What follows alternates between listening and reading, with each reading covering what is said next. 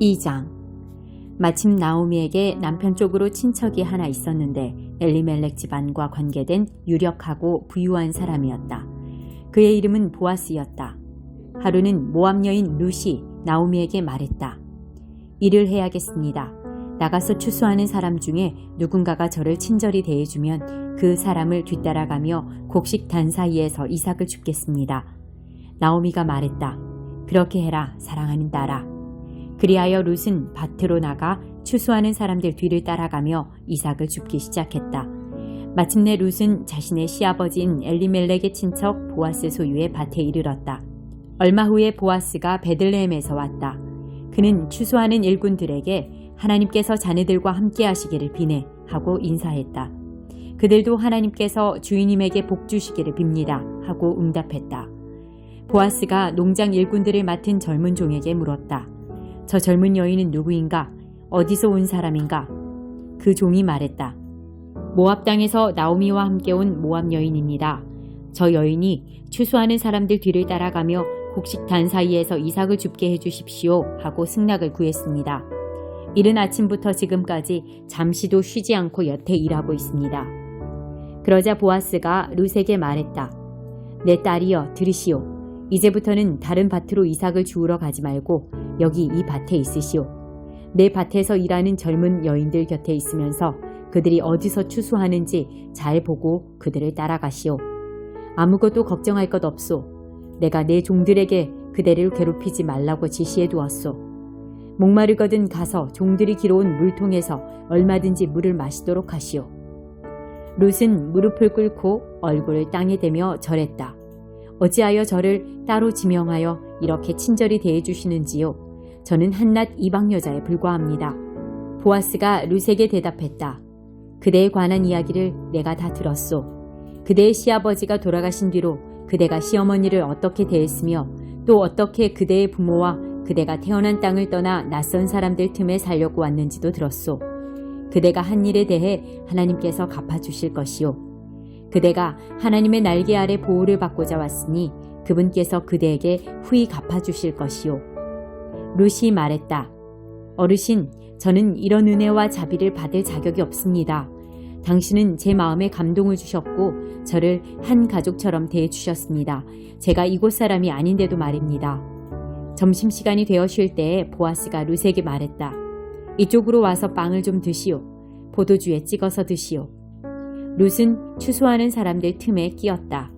보아스가 볶은 곡식을 룻에게 건네주니 룻이 배불리 먹고도 음식이 남았다. 룻이 일어나서 다시 일하러 가자 보아스가 종들에게 말했다. 저 여인이 바닥에 곡식이 많이 남아있는 데서 줍게 해주게. 너그러이 대해서 아예 실한 것들을 좀 뽑아서 저 여인이 줍도록 흘려두게. 특별히 배려해주게나. 룻은 저녁 때까지 밭에서 이삭을 주었다. 모은 이삭에서 나달을 떨고 보니 보리자루가 거의 가득 찰 정도였다. 룻은 주운 이삭을 모아 성읍으로 돌아가서 그날 일의 결과를 시어머니에게 보였다. 그리고 점심때 먹고 남은 음식도 드렸다. 나오미가 룻에게 물었다. 오늘 누구의 밭에서 이삭을 주었느냐? 너를 이렇게 잘 돌보아준 사람이 누구이든 하나님께서 복 주시기를 빈다. 룻이 시어머니에게 말했다. 오늘 제가 일한 밭의 주인 말인가요? 그의 이름은 보아스입니다. 나오미가 며느리에게 말했다. 하나님께서 그 사람에게 복 주시기를 빈다. 하나님께서 아직까지 우리를 버리지 않으셨구나. 그분께서는 좋을 때만 아니라 굳을 때도 여전히 우리를 사랑하시는구나. 나오미는 말을 이었다. 그 사람은 언약에 따라 우리를 구제할 사람 가운데 하나다. 우리의 가까운 친척이다. 모압 여인 룻이 말했다. 들어보십시오. 그가 또 저에게 내 밭의 추수가 끝날 때까지 내 일꾼들과 함께 있으라고 했습니다. 나오미가 룻에게 말했다. 잘됐구나 사랑하는 딸아. 그렇게 하려무나. 그의 밭에서 일하는 젊은 여인들과 같이 다니면 안전할 것이다. 모르는 사람의 밭에서 욕을 당할까 걱정했는데 이제 안심이구나. 그래서 룻은 시어머니의 말대로 했다. 보아스 밭의 젊은 여인들에게 바짝 붙어서 보리 추수와 밀 추수가 끝날 때까지 날마다 그 밭에서 이삭을 주었다. 그러면서 룻은 계속해서 시어머니와 함께 살았다. 27장 바다에서 풍랑을 만나다.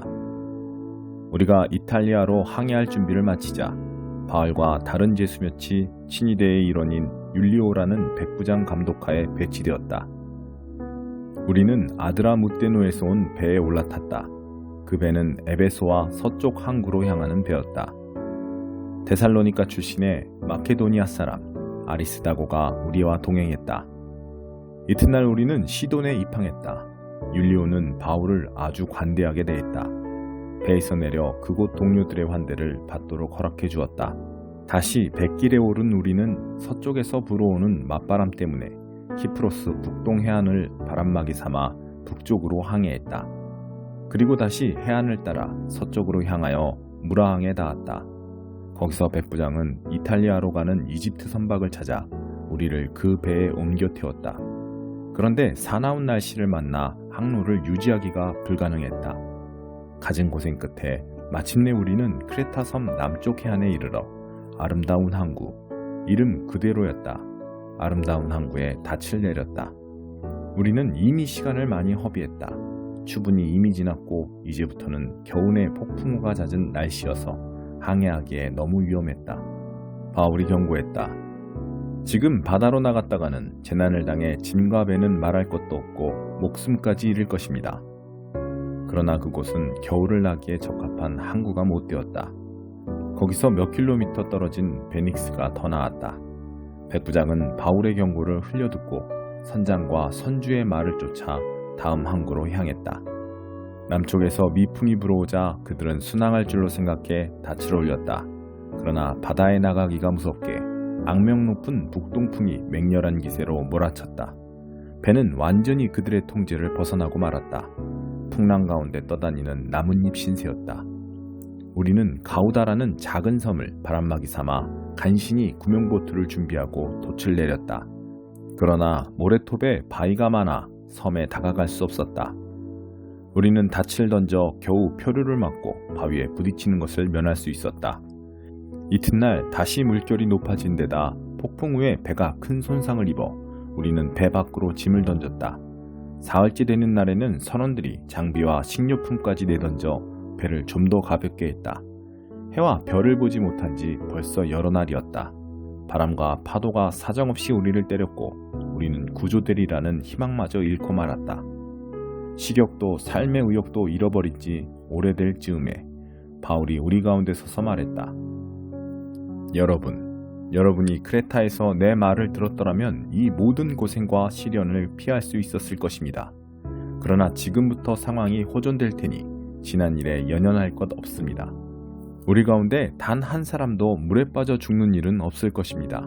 하지만 배도 무사할 것이라고는 말 못하겠습니다. 배는 파선할 것입니다. 지난밤에 내가 섬기는 하나님의 천사가 내 곁에 서서 말했습니다. 바울아, 포기하지 마라. 너는 장차 황제 앞에 설 것이다. 너와 함께 항해하는 사람들도 모두 무사할 것이다. 그러니 사랑하는 친구 여러분, 용기를 내십시오. 나는 하나님께서 내게 말씀하신 그대로 행하실 것을 믿습니다. 그러나 우리는 한 섬에 난파될 것입니다. 열 나흘째 되는 날 밤에 우리는 아드리아의 어디쯤에 표류하고 있었다. 자정 무렵에 선원들은 배가 육지 가까이로 다가가고 있음을 직감했다. 수심을 재어보니 약 40m였고 잠시 후에는 약 30m였다. 그들은 배가 좌초될까 두려워 닻을 4개 내리고 어서 햇빛이 나기를 빌었다. 선원들 가운데 몇 사람이 배에서 탈출하려고 했다. 그들은 뱃머리에서 닻을 더 내리는 척하면서 구명보트를 내렸다. 바울이 그들의 속셈을 꿰뚫어보고는 백부장과 병사들에게 말했다. 이 선원들이 배에 남아있지 않으면 우리는 다 빠져 죽을 것입니다. 그러자 병사들이 구명보트의 줄을 끊어 그냥 떠내려가게 했다. 동틀 무렵 바울이 사람들을 모두 불러 모아 아침 식사를 권했다. 우리가 음식 없이 지낸 지 벌써 열 나흘이 되었습니다. 아무도 음식 생각이 없었습니다. 하지만 이제 뭘 좀 먹어야 합니다. 기력이 있어야 구조도 되지 않겠습니까? 여러분은 상처 하나 잊지 않고 여기서 벗어날 것입니다. 그는 빵을 떼어 하나님께 감사하고 모두에게 돌렸다. 다들 실컷 먹었다. 모두 276명이었다. 사람들이 다 배부르게 먹고 남은 곡식은 바다에 버려 배를 가볍게 했다. 날이 밝았으나 아무도 그 땅이 어디인지 알아보지 못했다. 그때 근사한 해안이 펼쳐진 만이 눈에 들어왔다. 그들은 해안가에 배를 대기로 하고 닷줄을 자르고 키를 풀고 돛을 올리고 순풍을 받아 해안으로 향했다. 그러나 뜻대로 되지 않았다. 아직도 해안가로부터 꽤 먼데 배가 암초와 충돌해 부서지기 시작했다. 병사들은 죄수들이 헤엄쳐 탈출하지 못하도록 그들을 죽일 작정이었다. 그러나 백부장이 바울을 구하기 위해 병사들을 막았다. 그는 누구든지 헤엄칠 줄 아는 사람은 물속으로 뛰어들어 헤엄쳐가고 나머지 사람들은 나무 조각을 붙잡으라고 명령했다. 다들 무사히 해안에 닿았다. 38장 예레미야가 웅덩이에 갇히다. 예레미야가 온 백성에게 전하는 말을 mat단의 아들 스바데아와 바수울의 아들 그라데아와 셀레메아의 아들 유갈과 말기야의 아들 바수울이 들었다. 하나님의 메시지다. 이 성읍에 머무는 자는 누구든지 죽임을 당할 것이다. 칼에 찔려 죽거나 굶어 죽거나 병들어 죽을 것이다. 그러나 바빌론 사람들에게 투항하면 목숨을 부지할 것이다. 하나님의 분명한 말씀이다. 이 도성은 반드시 바빌론 왕의 군대에게 멸망당할 것이다. 그에게 점령당할 것이다. 신하들이 왕에게 말했다. 부디 이 자를 죽이십시오. 그가 살아있어서는 안 됩니다. 그가 계속 저런 말들을 퍼뜨려서 아직 도성에 남아있는 군인과 온 백성의 사기를 떨어뜨리고 있습니다.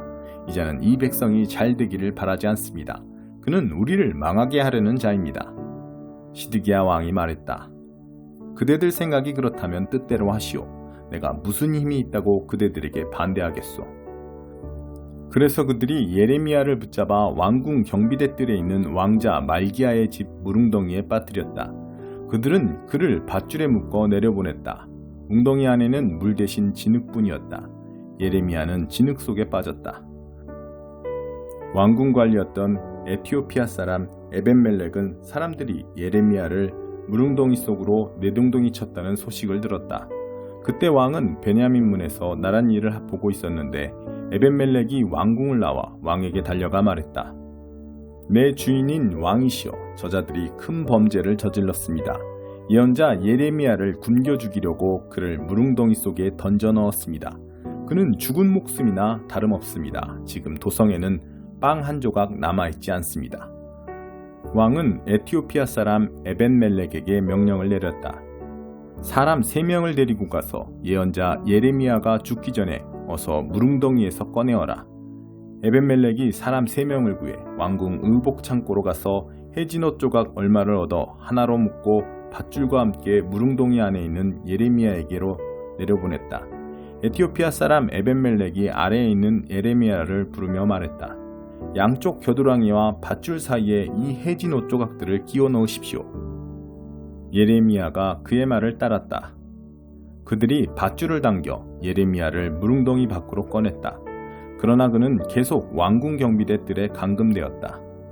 후에 시드기야의 왕이 예언자 예레미야를 하나님의 성전 셋째 입구로 불렀다. 왕이 예레미야에게 말했다. 그대에게 물을 것이 있어. 내게 아무것도 숨기지 마시오. 예레미야가 말했다. 제가 사실대로 말씀드리면 왕께서는 저를 죽이실 것입니다. 제가 무슨 말을 하든지 왕께서는 귀 기울여 듣지 않으실 것입니다. 시드기야가 그 자리에서 예레미야에게 은밀히 맹세하며 말했다. 우리에게 생명을 주시는 하나님께서 살아계심을 두고 맹세하는데 나는 결코 그대를 죽이거나 그대의 목숨을 노리는 자들에게 넘겨주지 않을 것이요. 예레미야가 시드기야에게 말했다. 만군의 하나님, 이스라엘의 하나님의 메시지입니다. 만일 내가 바빌론 왕의 장군들에게 투항하면 너도 살고 이 도성도 불타지 않을 것이다. 너의 가문은 살아남을 것이다. 그러나 내가 바빌론 왕의 장군들에게 투항하지 않으면 이 도성은 갈대아 사람들의 수중에 들어가 모조리 불타 없어질 것이다. 그들의 손에서 빠져나올 수 있을 것이라는 생각은 꿈에도 하지 마라. 시드기야 왕이 예레미야에게 말했다. 그러나 나는 갈대아 사람들에게 먼저 투항한 유다 사람들이 두렵소.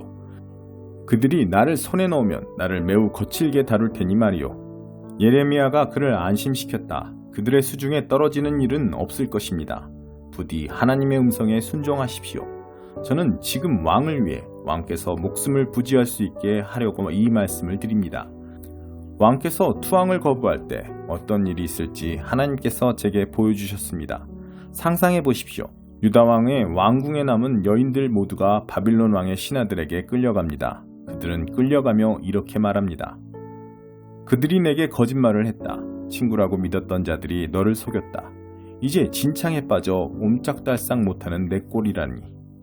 내 친구라는 자들 지금 모두 어디에 있느냐? 왕의 아내와 자식들 모두가 갈대아 사람들에게 넘겨질 것입니다. 그들의 손에서 빠져나올 수 있으리라 생각하지 마십시오. 왕께서는 바빌론 왕에게 붙잡힐 것이며 그가 이 도성을 불태워 허물어 버릴 것입니다. 시드기야가 예레미야에게 말했다. 오늘 우리가 나눈 대화는 비밀로 하는 것이 그대를 위해 좋을 것이요. 고관들이 이 일을 눈치채면 바로 달려와 말할 것이요.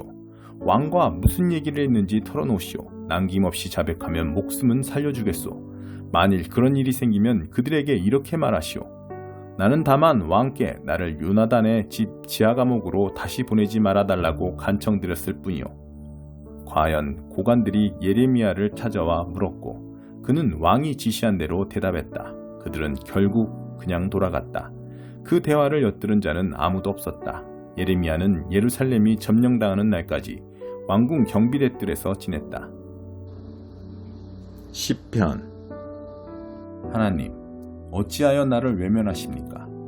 주님이 필요한데 어디 계십니까? 악인들이 큰소리치며 가난한 이들을 맹렬히 뒤쫓고 있으니 하나님, 저들의 다리를 걸어 자기들이 꾸민 흉계에 빠지게 하소서. 악인들은 빈말을 떠벌리고 사기꾼 입에서는 구린내가 진동합니다.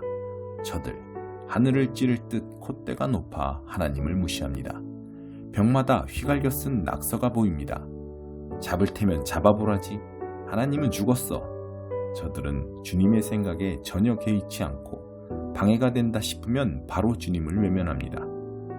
우리는 잘못되지 않아. 올해는 운이 좋거든 하면서 자기들이 근사하게 산다고 생각합니다. 저들의 입에는 저주가 가득하고 저들의 혀는 살모사처럼 독을 내뱉습니다. 선량한 사람들 뒤에 숨어 있다가 만만한 이들을 덮칩니다. 운 나쁜 일을 눈여겨두었다가 사냥꾼처럼 은밀한 곳에서 기다립니다. 그러다 그 가련한 사람이 가까이서 헤매기라도 하면 뒤에서 그의 등을 찌릅니다. 불행한 이는 걷어채어 땅바닥에 쓰러지고 운 나쁜 그는 잔인하게 난도질 당합니다. 그는 하나님이 자기를 버리셨다고 생각합니다. 자신의 공경에는 관심이 없다고 여깁니다. 하나님, 일어나실 때입니다. 서두르소서. 가련한 이들이 하나님께 버림받았다고 생각합니다. 악인들은 하나님을 업신여기고도 어찌하여 무사한지, 저리도 기고만장한데 어찌하여 문책을 당하지 않는지 그들이 의아해합니다. 그러나 주님은 이 모든 상황을 아십니다. 그들이 당하는 업신여김과 학대를 잘 아십니다. 언젠가는 가련한 저들이 주님 주시는 복을 분명히 받게 될 것입니다. 주께서 저들의 기대를 저버리지 않으실 테니 그들이 영원한 고아로 남지 않을 것입니다. 악인들의 오른팔을 꺾으시고 악질들의 왼팔을 부러뜨리소서. 범죄의 낌새까지 모두 찾아 없애주소서. 그러면 하나님의 은혜와 명령이 승리하고 사악한 자들은 패할 것입니다. 주께서 가련한 이들의 말에 귀를 기울여 주시니 저들의 희미한 맥박이 약동하고 절망에 빠진 이들의 심장이 붉은 피를 뿜어올립니다. 고아들이 부모를 얻고 노숙자들이 집을 얻습니다. 공포정치가 끝나고 폭군들의 집에도 막을 내립니다.